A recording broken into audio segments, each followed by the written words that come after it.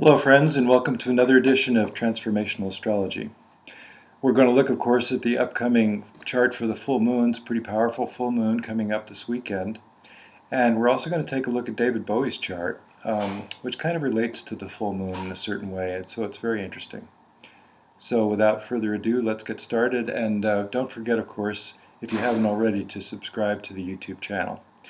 Okay, let's get started. Well, here we can see the chart of this full moon that's coming up on Saturday, late afternoon in the West Coast, early evening in the East Coast, later on in the evening further east. Interestingly, primarily what stands out for us, besides the fact that now the Sun is in Aquarius, and the Sun and Moon are opposite at 3 degrees of Aquarius, 3 degrees of Leo for the Moon. What we have is actually the entrance of Venus into Capricorn, which, for pretty much the first time, a little bit sooner, a little bit earlier in that same day. So what we have to note is that Capricorn is still very prominent in these January skies as we have the Mercury retrograde completing in this next few days on the 25th of January. Completing in the sense that it does station to direct motion at about 14 and almost the end of 14 degrees of Capricorn, but then it begins to recover its lost ground, and that will take it right up till the middle of February before it gets back to Aquarius where it started. And as it does so, of course, it stations very close to a degree of Pluto. So you can see in this chart that it's just passed, as it's been going backwards, here's Mercury right here, been going backwards, has just gotten past Pluto, so we have a station with Pluto. What does that mean? Well, we must remember also, with all this Capricorn that's going on, that Pluto in the middle of Capricorn is very close to a 1 degree separation from its perfect square with Uranus. So we have a lot of the recovery and review and re-understanding of what's going on with this Pluto-Uranus square that defines this decade. It will continue in its influence right up through the end of the decade in 2020. And it is a revolutionary time, is it not? Another thing that we might note with this particular Uranus-Pluto, and we can see the evidence all around us of what's happening, very similar to the 60s, that the established situation of the corporations with the Congress in the United States, with other places, is in some ways not sufficient to handle where the population is at as far as what we know should be the way things could be. And in the 60s there was this huge movement away from the establishment, sort of to a retreat, kind of the hippie dropout syndrome, which is not the case now. Now there's a much more activist stance. Leonardo DiCaprio exemplifies that in his acceptance speech for the Golden Globe. He mentioned the situation with the environment, which he's been a big champion of. And other people, too, are stepping forward. Everybody has the chance now to step up for themselves, to actually be what they believe, to actually stand up as a force for what they believe. It's very important. And there's a greater consciousness, we would say, with Mercury. A greater consciousness of what the changes are that we are in the midst of as a society. We can look at also the breakdown of the structure of society in some ways, that some of the institutions are failing us, notably the banks perhaps at this time.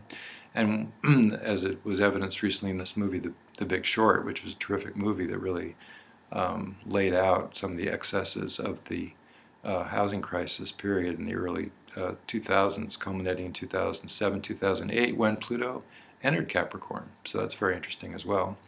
What we can see right now, besides the Capricorn placement, is if we look at this parallel situation, we see that Pluto is parallel to Saturn. We see that Pluto's declination is almost 21 degrees in the negative, 20 and 57 minutes. And then we look and we see that Saturn is 2046, 20.8. So a very close parallel between Pluto and Saturn, as well as the close square between Pluto and Uranus. So right now we have a very intense time. And we can see that all around us, in the breakdown of established order, in demonstrations, Black Lives Matter being a very good example of that.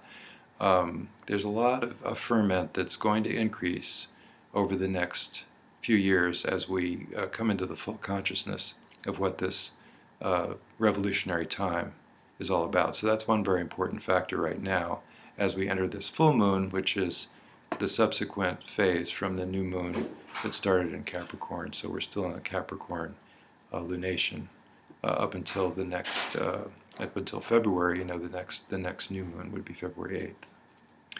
So in addition to looking at what's going on with Pluto and the structure of society, what's going on with its Capricorn emphasis, where we're all taking a hard look at Capricorn, which is the structure of our own lives, or it may be wherever Capricorn lands in our natal chart would be another place that we're reviewing and revising our estimate of what's going on for ourselves. In addition to looking at that, we can see a couple other things that are kind of prominent in this. One is the connection between Jupiter as well, which is right conjunct the nodal axis. The north node is at 22, the true node is at 22 Virgo 47, Jupiter is at 22 Virgo 50. That's so close. So Jupiter is prominent now, which is a kind of a cockeyed optimism in the face of all this difficulty. We somehow can manage to work our way through it and out of it.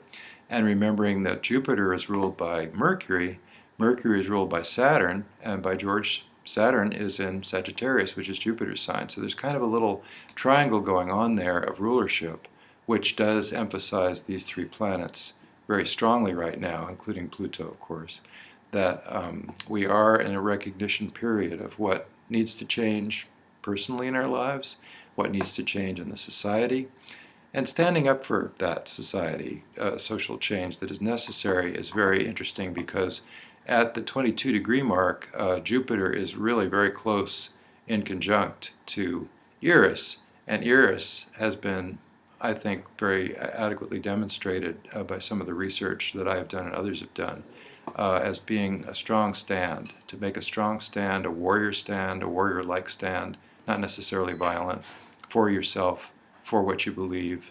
As I've said before, the candidacy of Bernie Sanders is one very good indication. Just a person that's standing up for himself, standing up for what he believes very deeply, and he's in it for that. He's not in it for the power or the glory. He's in it for what he calls a grassroots movement to reestablish some of the values that the population holds dear that the government is not actually supporting in many cases. And of course you have the Occupy movement, which is kind of old and faded right now, but that was the beginning of this notion that the 1% are running things and the 99% need to get their voices heard. So everybody needs to stand up for themselves is the message of these times. And of course one person that really did that, who recently passed, is David Bowie. And I'd like to take a look at his chart really quick at this little moment in time when we're doing the blog for the full moon. Remembering that the full moon is at 3 degrees Aquarius, 3 degrees of Leo, it's very interesting to notice that in Bowie's chart, his moon was actually at 3 degrees of Leo as well. And what does the moon on the descendant tell us? So this is Bowie's chart. He's born January 8th. The new moon, recent new moon, was January 9th, really conjunct his sun degree, and as a matter of fact, his death was January 10th.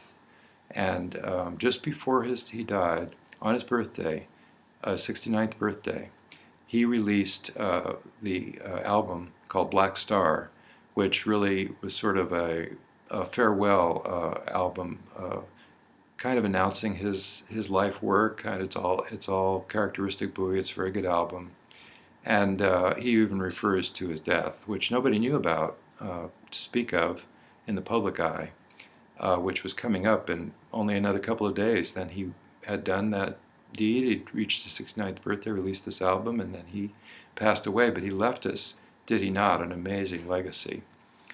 I did a blog entry about that, and you can see that if you go to astrograph.com and you go to horoscopes. There's all those blog entries that we do, and there's a nice little tribute to David Bowie in that.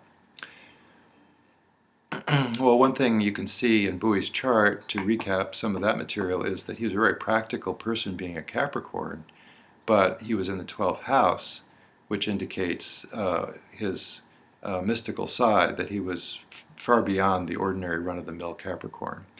And I mentioned in that article also that he was very feminine in his approach, and you can see that in the placement of the feminine asteroids. He had, besides the asteroids, he had Venus right at the top of the chart, so that's very prominent in his chart.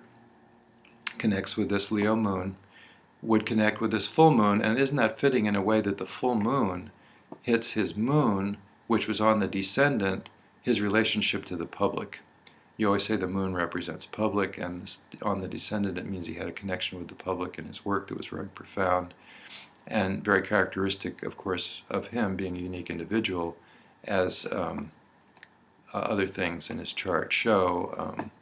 Especially the feminine side, he was a very masculine, feminine person. He was an androgynous figure, and the glam rock was like that. The prominent Venus is like that. Style, aesthetics, art in his career and in his way of addressing the public. And if you look at the asteroids as well, let me do that real quick. So we're displaying the 4 feminine asteroids here, the major asteroids, and we do find Pallas, Athena, Pallas, the asteroid called Pallas, directly on his ascendant in his natal chart, directly opposite the moon, making a very strong sextile aspect to this powerful Venus here. And we do find also that he has strong Eris, grand trine in fire with Eris, unique voice, standing up for himself, making a stand for what he most deeply believed. He was not going to say anything that wasn't coming straight from his own heart, his own beliefs, as everybody knows that has followed his work. And it was a rather unique way of looking at things, a kind of unique viewpoint that he had. Vesta, very powerful also in his chart, part of this grand trine, conjunct Eris. And Vesta is being kind of unique unto yourself. The Vestal virgins in Greek mythology were beholden to no man. They had a way of healing that had a sexual nature to it, but it was not involved in any kind of one-on-one partnership relationship. They were their own person, their own unique person that had a spiritual function in the society. So it does have to do with the home and hearth, which is the fire that's emphasized in its glyph, but tending that hearth in a way that was beholden to not the man, but to their own sense of themselves as feminine beings. It represents service to the goddess. And Pallas also represents a feminine form of wisdom, a warrior that was not a warrior in violence, but a warrior in standing up for, feminine values and also craft. She was the goddess of the oil, pressing the oil into olive oil, and also pottery, all the crafts of civilization that make civilization worthwhile. And he was a very unique individual in that way, his own sense of what made civilization. One more thing about David Bowie's chart before we leave it. You know that he was the star man. And if we look at his stars, there's something really interesting that does come up. Because if we go to reports, we go to fixed stars, you can see in this display of his fixed stars, there's several, and I'm not going to go into all of them. But one thing that stands out is a very close parallel between Arcturus and Saturn. And the other one that's really is really close, this is the very close one, is with Sirius. Now Sirius, very interestingly, has to do with immortality in death, shining, the brightest star in the sky, shining so strongly in life that it becomes an icon after death. It's prominent actually in the chart of Princess Diana, who also had that same factor, and maybe it turns out Bowie will as well with this, what he has done to kind of almost immortalize himself in the public mind as he was passing. He made that final statement just 2 days before he passed. It was released just 2 days before he passed. So Arcturus is associated with his Venus right at the top of the chart. And the meaning of Arcturus when you look into the fixed stars is being a pathfinder, being a leader in a new direction, being a way to lead in an inspired way that comes from a different angle than the consensus culture, and certainly David Bowie was that. Arcturus is very interesting as well in relationship to his Saturn. Of course, Saturn is strong. It's let's see, here's the Arcturus aspect to Saturn in parallel. Saturn is prominent in the sense that it is the ruler of his sun degree. We've been talking about Saturn, we've been talking about Capricorn. It's that timing. There's a lot of Saturn right now. In his natal chart, it was also conjunct that very prominent moon, which was that reaching out in a dramatic way to the public on the descendant. So this is a very interesting chart, very interesting demonstration of astrology, how oftentimes with prominent people you can see the very clear, strong aspects in their chart, as well as in their life. It's another way of looking at a person's life. And the fixed stars are another way to do that, so that's very interesting. So besides Bowie's chart, and I just wanted to mention that because we do have this culmination here, and we do have Pallas as well in this full moon chart. This culmination of the timing, I'll simplify the chart, I think. So we have this culmination of the timing that began with the Capricorn new moon 2 weeks ago, and now we're in Aquarius. So this is a way that we are taking what we have studied about the structure of the society and making of that our own personal move towards establishing a better society. We are moving into the age of Aquarius, are we not? And the natural ruler of the 11th house is Aquarius, meaning this is the way we can plug ourselves in to where the social matrix surrounding us is heading. This is the way we can make a difference. And, you know, I say it often, and can't be said too much, that every person makes a difference. That no matter what you might think about being powerless or not making yourself count, every act that you do to make it count for what you believe in is an act that ripples out from you and affects everybody and everything. The vibrations grow, and you do make a difference. And that's an important thing to remember. Well, I always like to close with resources, and of course the resource for the fixed stars is Bernadette Brady's book. I mean, head and shoulders above everything that's been written about fixed stars. It's a terrific book, really. Talks about the ancient practice, talks about the meanings of the fixed stars, and goes into great detail. And how the fixed stars are connected to the natal chart. And that, of course, we have also in the Time Passages software, in our new fixed stars module, which is part of 6.0, the new release of Time Passages for the desktop. In addition, the Time Passages interpretations are very valuable. For example, this is a very strong Pluto time. Pluto with Uranus, Pluto with retrograde Mercury that's stationing in a couple of days. And Pluto in your natal chart will be the factor that you will be tuned into, and that is revealed in the interpretations for the Time Passages natal charts as well. And then, of course, the book that I wrote on the new planet Eris. As a feminine warrior, I see Eris as what I call a feminine warrior for soul purpose, standing up for yourself, making a real stand for what you most deeply believe.